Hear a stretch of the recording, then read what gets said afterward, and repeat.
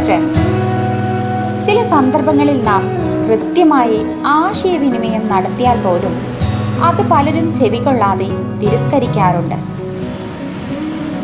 ചില സമസ്യകൾക്ക്, ചില ചോദ്യസരങ്ങൾക്ക് വളരെ സമർത്ഥമായ മറുപടികൾ നൽകിയാൽ പോലും അത് വിപരീതമായി ഭവിക്കാറുണ്ട്. എന്തുകൊണ്ടാണ് ഇത്തരത്തിൽ സംഭവിക്കുന്നതെന്നറിയാമോ?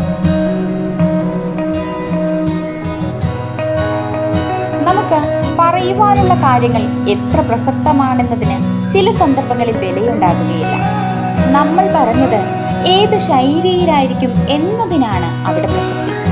സത്യമായ ഒരു കാര്യമാണെങ്കിലും അത് സഭ്യമായ രീതിയിൽ സാഹചര്യത്തിനും സന്ദർഭത്തിനും അനുയോജ്യമായ ഒരു രീതിയിൽ അവതരിപ്പിക്കുകയാണെങ്കിൽ മാത്രമേ അത് മറ്റുള്ളവർ സ്വീകരിക്കുകയുള്ളൂ.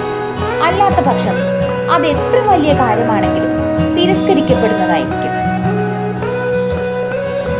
ഔഷധങ്ങളെല്ലാം നമുക്ക് ആരോഗ്യം പ്രദാനം ചെയ്യുന്നവയാണെങ്കിലും ശരിയായ അളവും സമയവും പാലിക്കാതെയും പഥ്യം സ്വീകരിക്കാതെയും ഔഷധ പ്രയോഗം നടത്തിയാൽ അത് ആരോഗ്യത്തിന് ഹേതുവാകും.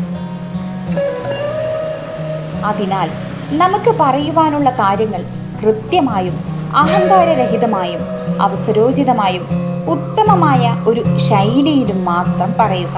അല്ലാത്ത പക്ഷം ചില വാക്കുകൾ പോലും വിപത്തുകൾ സൃഷ്ടിക്കും. Thank you watching. Please support and subscribe.